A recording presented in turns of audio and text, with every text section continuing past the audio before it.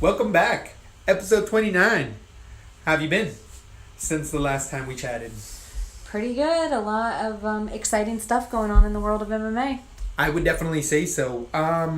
We can start it in a few different ways. We definitely have a bit of aftermath even after our last podcast where Holm did submit recently. This is late breaking. This is up to date. 30 minutes ago. Yeah, exactly. An hour ago.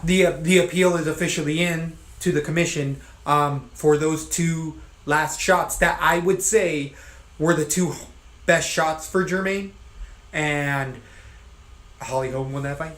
And I know people don't see it that way, and people do and don't, and that's why it's such a hot topic right now. If she gets a point taken, to me, it makes the fight a draw. Probably. I don't know. Is it 2 points away from being a draw? She'd have to get both points taken to make it a draw. Yeah, I think so. A draw.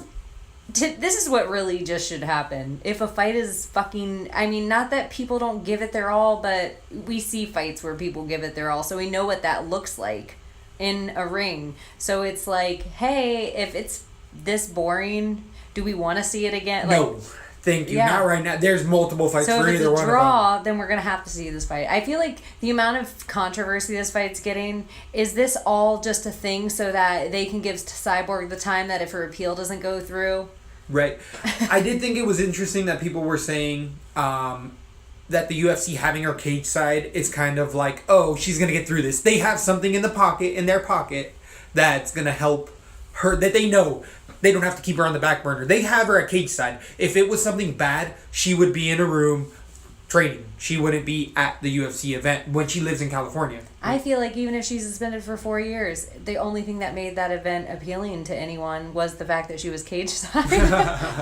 I feel like a lot of people were, they're like, who's the real champion of the division? And I mean, that's hard to say. What does that kind of pressure bring out in a fighter with anyone? But that's a debate for another time with but I don't know.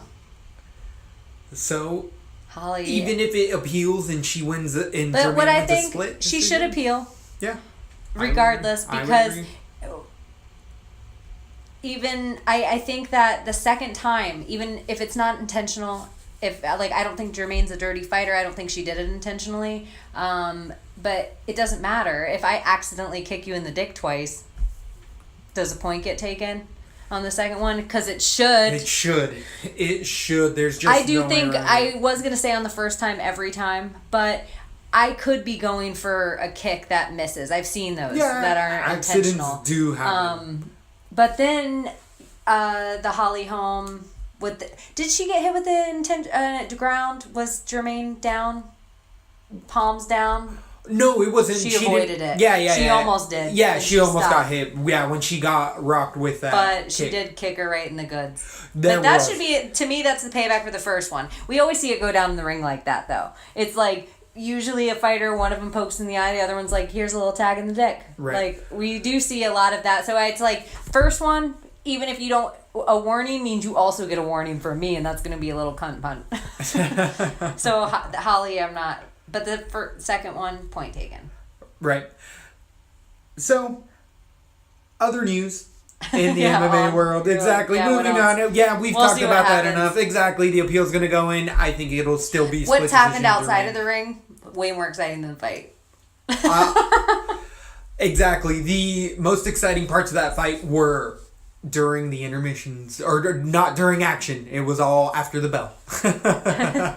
So, other news in the MMA world, GSP's back, and anytime GSP is on the Twitterverse he takes up a lot of attention.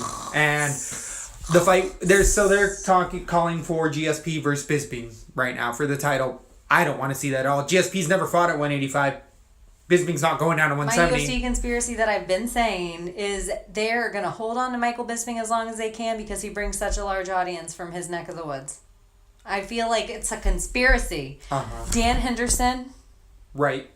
At his point in his career, he landed 2 of those H-bombs.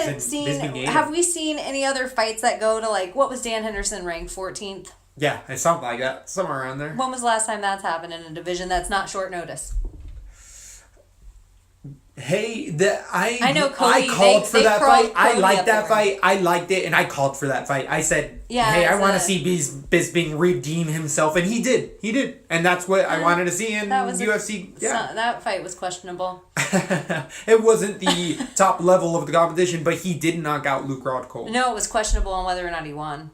Oh, it's true. But so was his Anderson Silva fight. But that's So back to was my his- conspiracy. Uh-huh. I feel like he fits an audience mold, and so GSP versus him. Come on, are you kidding me with that fight? Like, I just don't think GSP wins that fight, and I just think it's a way to.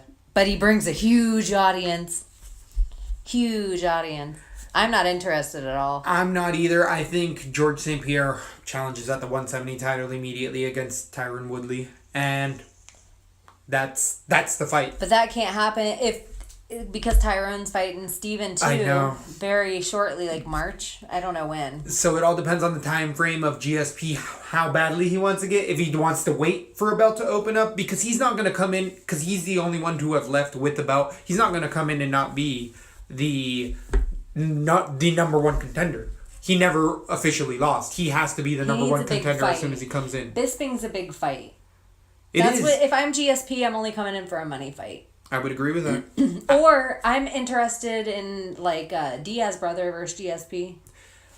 So, Either one. Do you think that they would even offer GSP, like, let's say they would offer him like 3 or 4 pay-per-views and say, which one would you want to headline? Yes. And because he could see, okay, what are the undercards you have going? Because if I was sound mind, I'd be like, no, I want the best card. I want the best lead-in to make my best fight. Because he can't carry a show like he used to.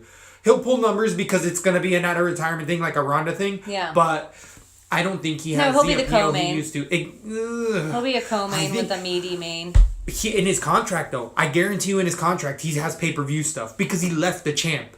So there's. Oh, I'm sure he gets special. He gets deals. special treatment, especially because one of his biggest clause of not coming back was he wanted the UFC to compensate him for his sponsorships that he wouldn't be able to benefit from in the ring, and someone made it okay to where he's like, all right, I'm coming back. Someone's paying. There's a check getting signed. Do you think they say, here's a couple of fights, pick one, and we're going to put it in Canada? Yes, you got to do it in Canada. You have to, and you got to get the best arena that you can out there, and it will They be apparently mega. agreed to terms, and they're close to finalizing a new contract. With Bisping.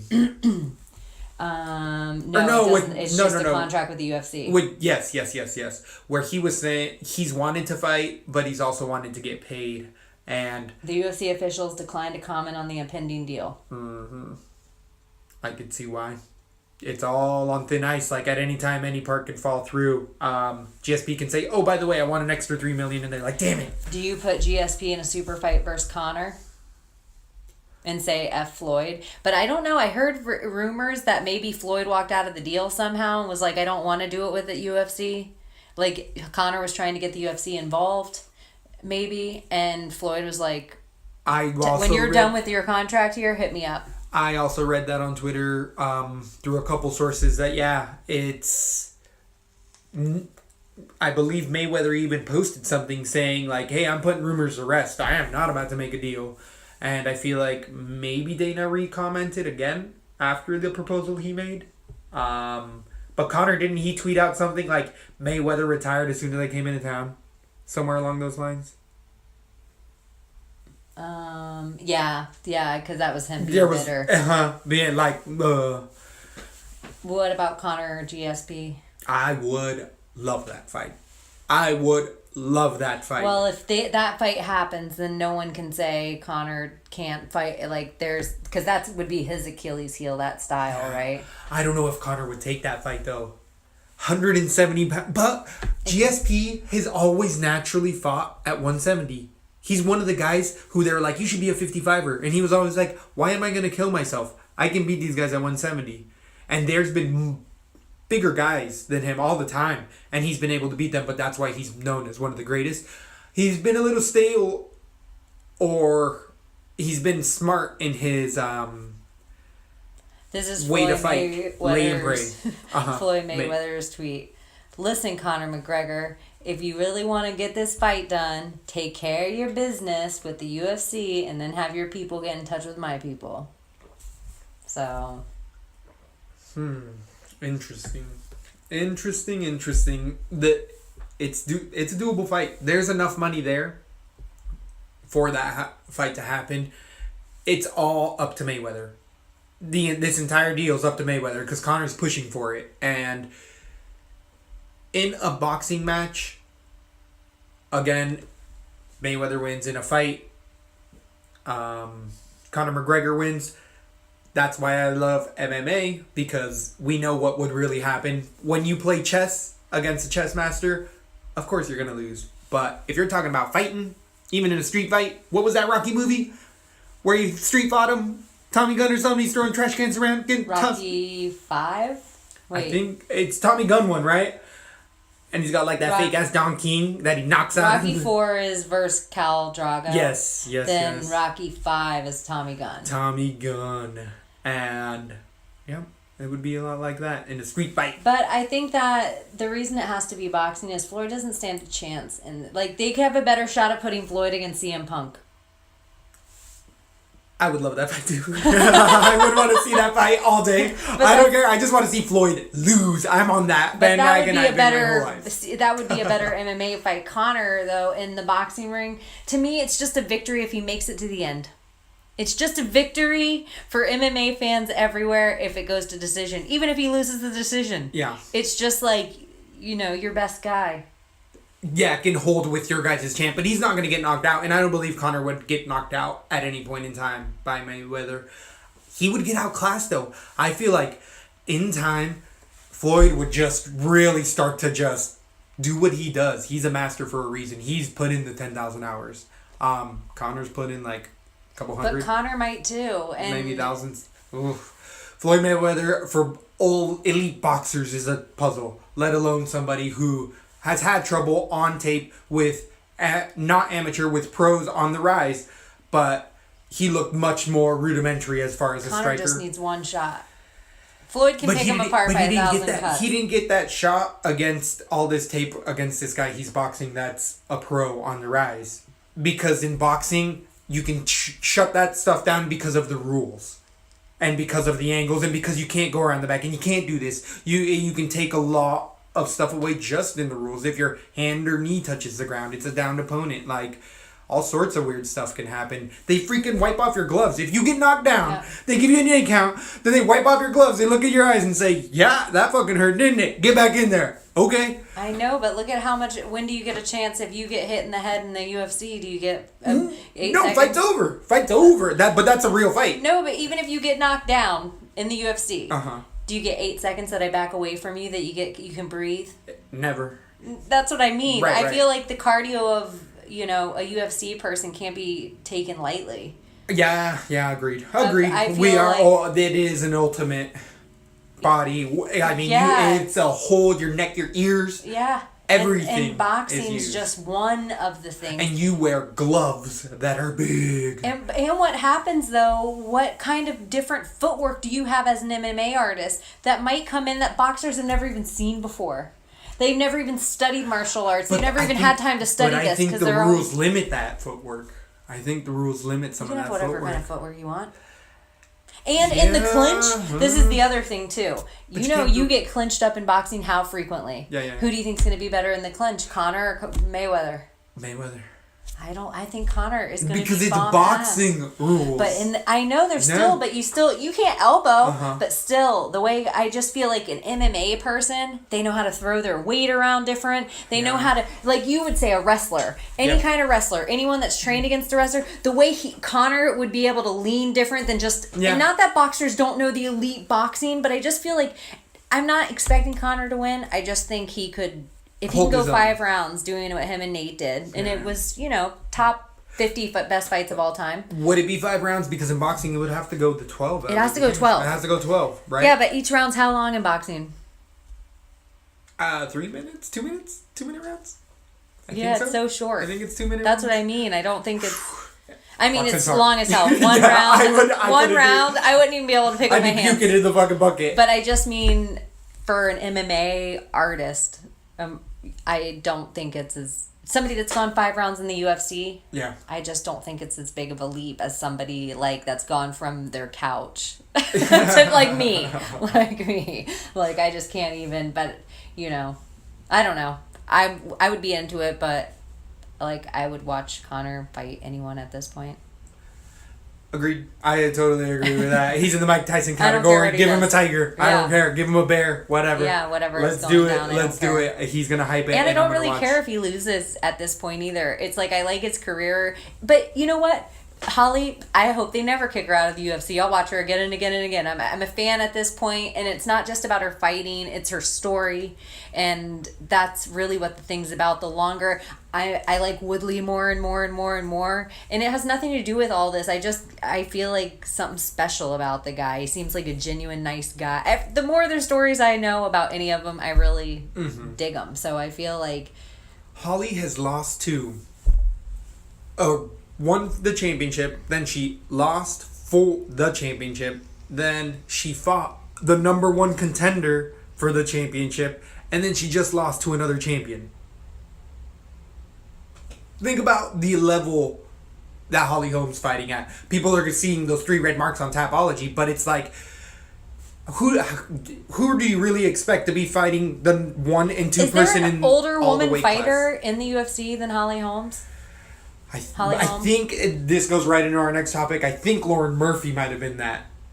She was, and then she was let go. And then she was recently let go, and there's been like 16, 17, 18 fighters now that have been recently let go.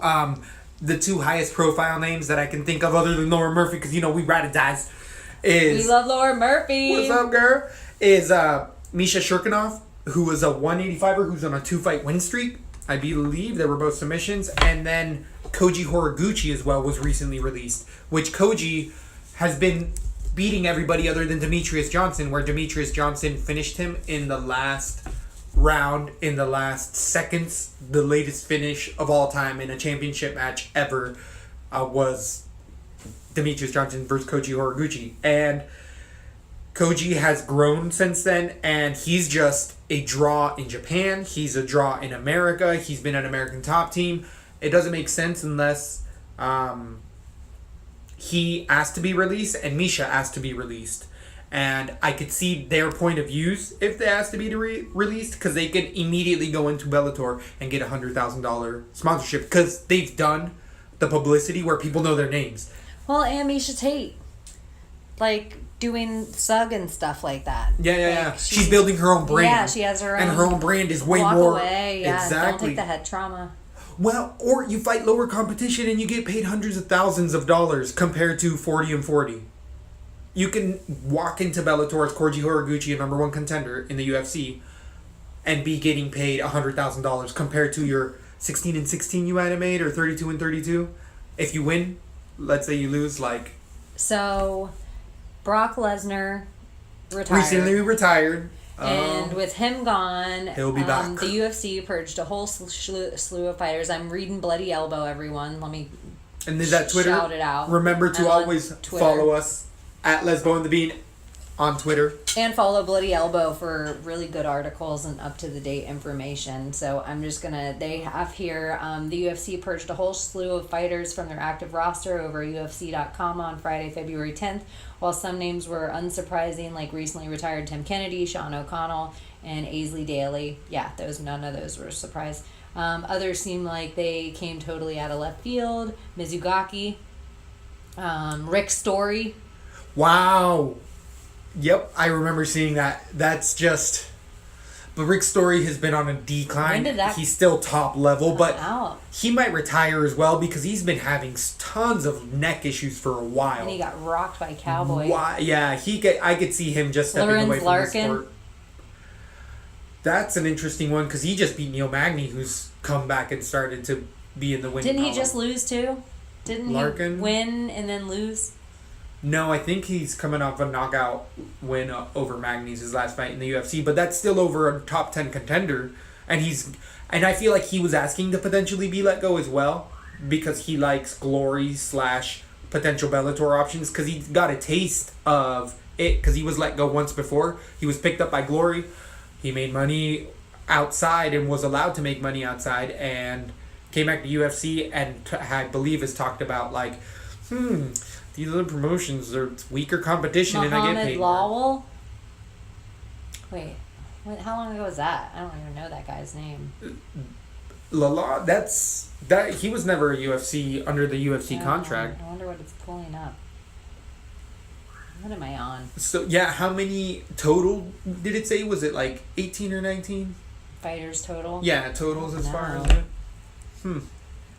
But Mizugaki though, yeah. He was though. How many fights did he lose in a row? 3, 4? Oh no, not Mizugaki. Koji Horiguchi? Yeah, exactly. Horiguchi's the guy who I believe is on a 2-fight win streak since his loss to Demetrius Johnson.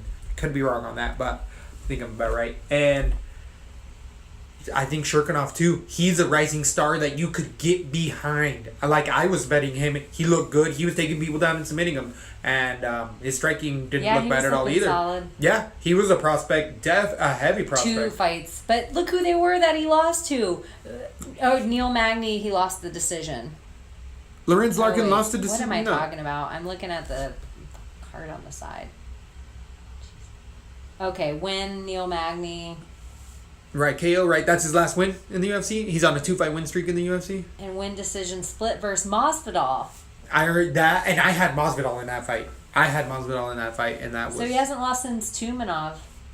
Which Tumanov's a monster, and he got out-wrestled the whole time. But his takedown defense has gotten better since then. That surprises me. I was liking Lorenz. Yeah, me too. After he beat Neil Magny, I was like, ooh, he looked way too good. Way too good. That is cray. What else is going on? Fader versus Matt Mitrione's coming up this weekend as well. And I know that you don't watch some of these promotions, but Fedor, the Last Emperor, wasn't ever good when you came in and all. I never see him, but I heard that's life after TRT. Exactly. And you've... well, he wasn't. He was really doughy and long and gangly, but you've seen his highlight reels because he's been slammed by... who was it? Kevin Randleman into oblivion and came back and won that fight. And it's just... he had a great career back in the day. As of recent, a lot of people said he should have lost that fight to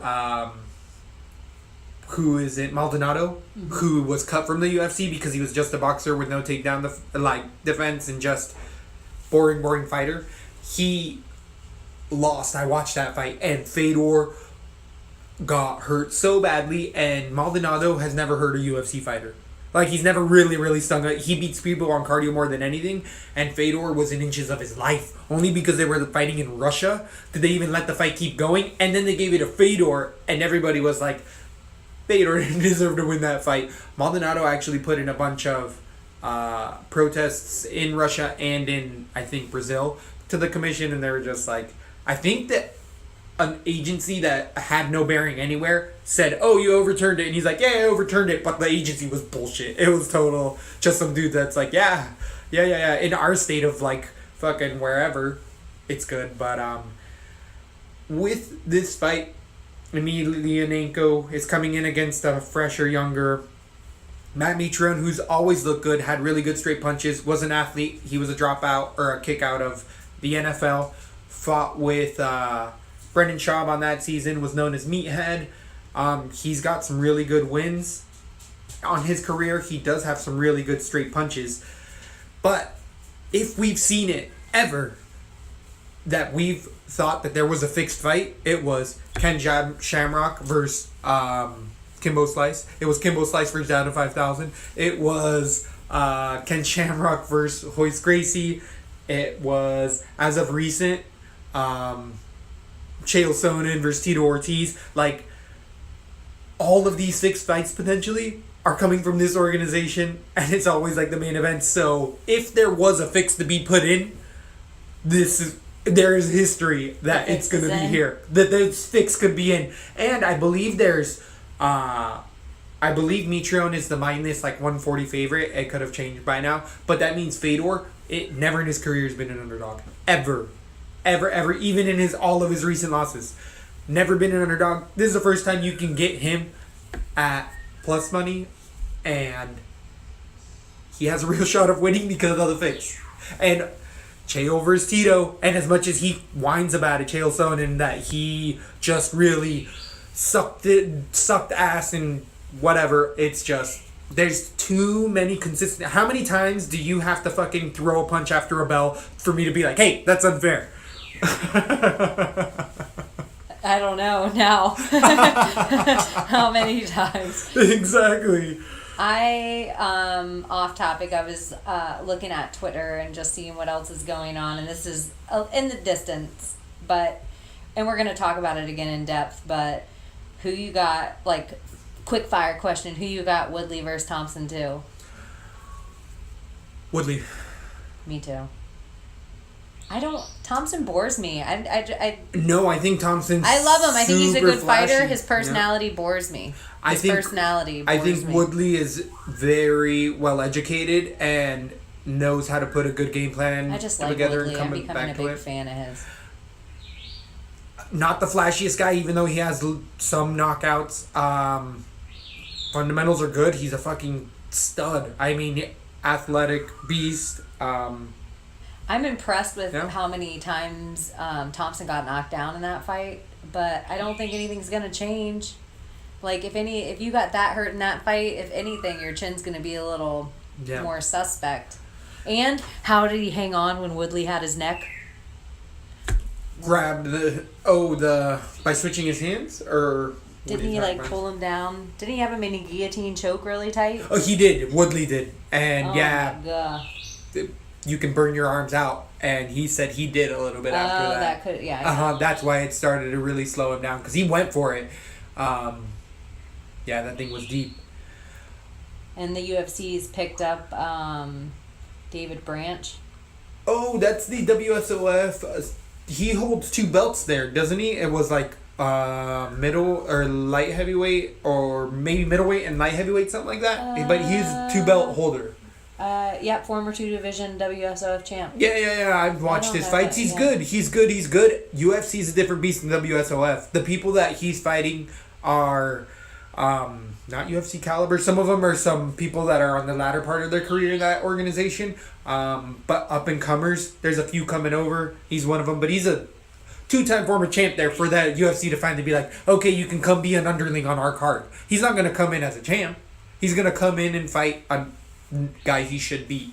Or not, because it's the UFC, and a lot of people are like, whoa, it's a different beast there. Everybody says it after their first fight in the UFC. It's a different fight in that octagon. Felipe Nover is retiring.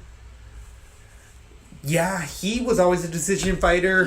I just feel like a lot of these fighters are not making money in this sport. And so unless you're a huge name, you're not going to make the money, and that's bullshit. Because how are you ever going to become a huge name unless the UFC gives you time? It makes me... And pays you and to be able to do that, because how are you going to pay everyone, keep rent over your head on 12 and 12, $2,400 if you win a fight in the UFC, and that's if you get one fight, or you could have 3 in a year, you could have 4 if you're willing to fight short notice. If you want to prepare for any fight specifically, you might fight 2 times in a year. Let's say you win or lose. Yeah. There's just so much money that goes into it that you don't get back unless you're one of the elite. And people say Conor McGregor and all these champions, but those are the anomalies. Those are the people that have put themselves there, and Conor's getting the biggest paydays because he has put himself there. And not everybody can do that. Tom Brady money. Exactly. There's people that are just on the roster, Jim Millers. You're not going to see him headlining a card anytime soon. And he's jobbing. He's jobbing still, kicking it out there, and he's going to get stuck in a pay grade, but it's not going to go over 100K. I know. Let's see. I don't know if anything else is going on in the world of fighting. Slow week. We're going to break down the card later in the week. Yeah. For UFC, what number is it? Fight night. I believe it's Halifax. A fight night Halifax. Yeah, I don't know the number. It's going to be an FS1 card. Oh, it's Sunday. Yeah, it's Sunday. So Saturday, do something. Oh, good to see this. This is better even. Is this breaking? Derek Brunson will appeal his loss to the Anderson Silva fight. I believe I do. Was he saying that on Ariel Helwani? I don't know, maybe. Oh, I think Probably because he was on Ariel. Yesterday, I listened to it, or maybe the day before, but I did listen to it, and he said that he was gonna only talk about it to Ariel and not bring it up again because he's just like, you can't cry about it. I mean, it is what it is. I think he should appeal it. I think he should appeal it as well. Ridiculous. It was the same night. Yeah. The same Worst night. judges. Referees as well. I mean, there was a couple earlier fights I remember earlier in the night that a couple guys got stood up. I think Teixeira got stood up and he was going to half guard. Hashtag Borecast. More Borecasting news to go with the GSP. Rashad Evans is cleared to fight. Is he with freaking Ian McCall? Are they hanging out? Because that's what's going to happen with that fight. Or Cain Velasquez.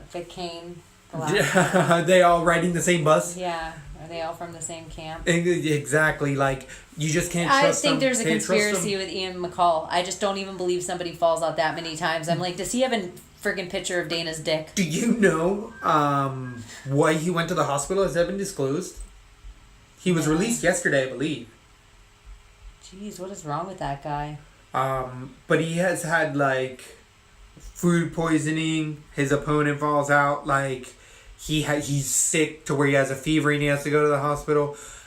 The way he weighed in, didn't he? He weighed in. Of course, that's where I feel like. Oh, that's why because he gets paid. If you weigh in, you get paid, and then you don't have to. You get insurance. His spleen was probably falling out or something. He's like, I gotta make it to weigh-ins. So if I remember correctly, he comes from family, like his dad's a lawyer or something. They probably got it all rigged. They know the contract. He was in high school. He was like a really good, if not state champ, maybe not, but like a runner-up in state. But he was a douchebag kid riding around in a Corvette in high school because his dad, and always getting in trouble with the cops, smoking weed, banging all sorts of chicks in the high school. He was a total douchebag. Smoking weed. Yep. What do you think about the fighters getting told to get, or the coaches getting told, the coaches and fighters getting told to get UFC Fight Pass and they no longer received fight film? I think that's really funny, and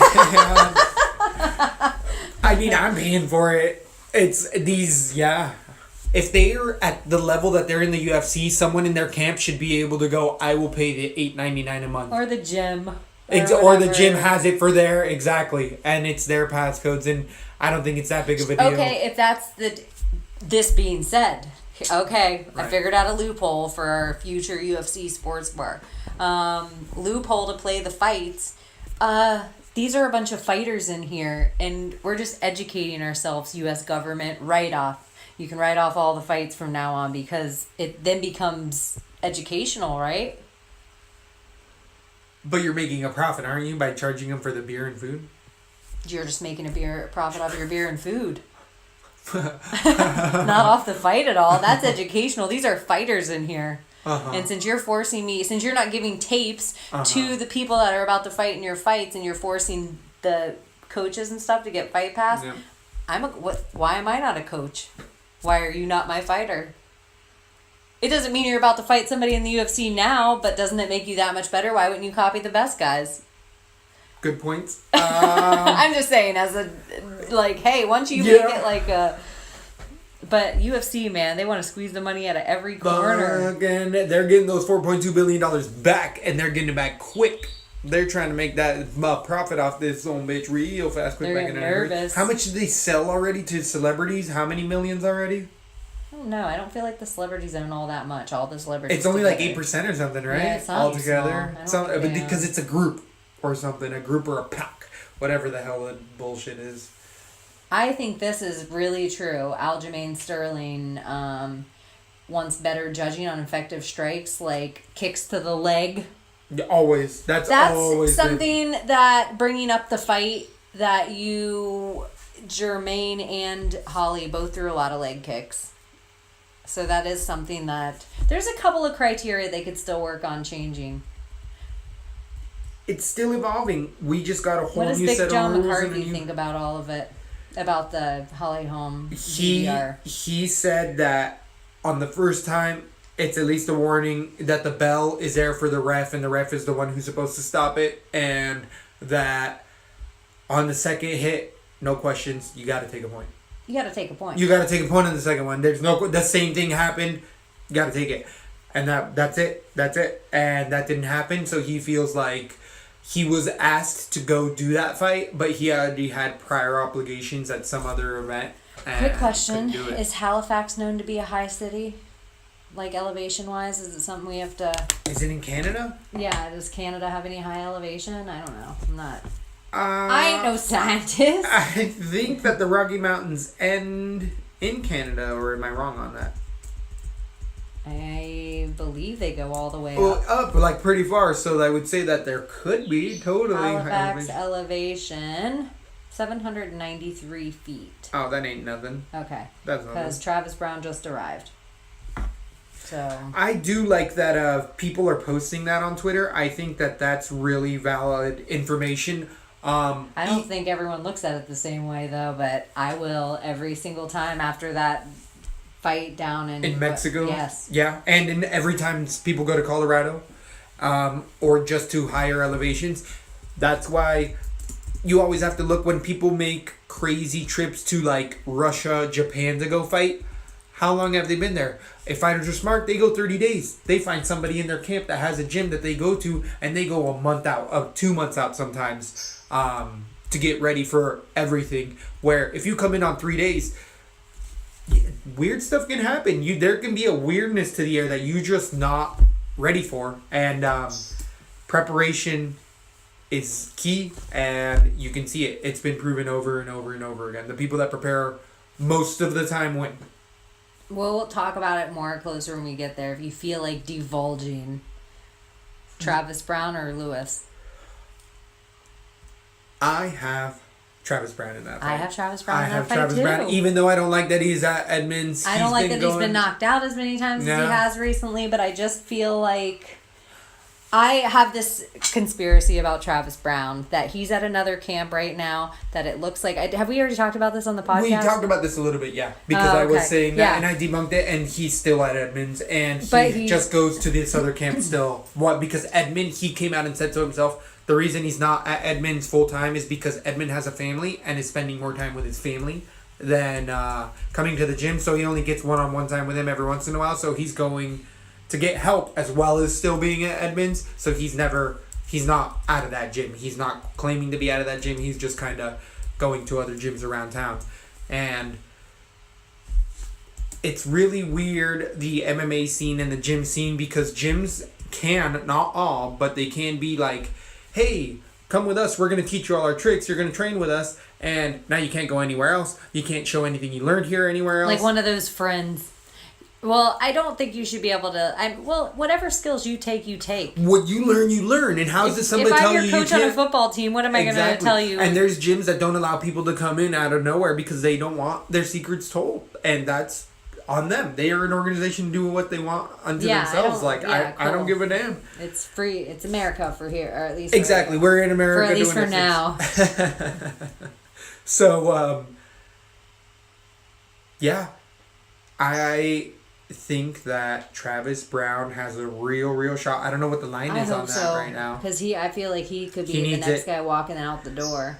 I would agree with that 100%. Derek Lewis always has that puncher's chance, but if Roy Nelson can take you down like 6 or 7 times, which Roy Nelson took Derek Lewis out like 6 or 7 times, Travis Brown can take you down. And Travis Brown seen that on tape and said, hey, I'm going to shoot on this guy and take him down. I did see a funny picture online, and it had a picture of Spider-Man, and it was like, if you get bit by a spider, and then it has a picture of Spider-Man. Yeah. And then it has a picture of a hand getting bit by a goat, and then it's Conor McGregor holding up both belts. I thought that was funny. Clever. That's funny. It was something I haven't seen. Man, I'm bummed about Brunson though. And is it really a great idea to make a freaking guy like Anderson Silva think it's a good idea to go against a freaking killer? Somebody who doesn't have any respect for him in the ring? What would have happened if Brunson unleashed on that old man?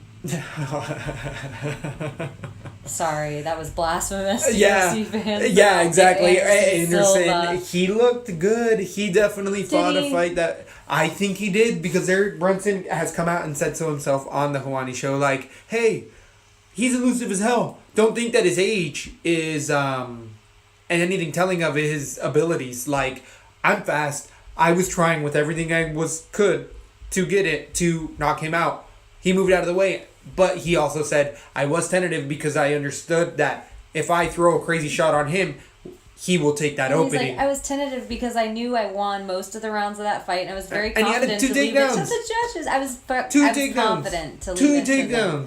If you look at the scoring of that fight, he won in every single category. Every single category. So no matter what you argue about damage or control, or Anderson Silva did not win that fight.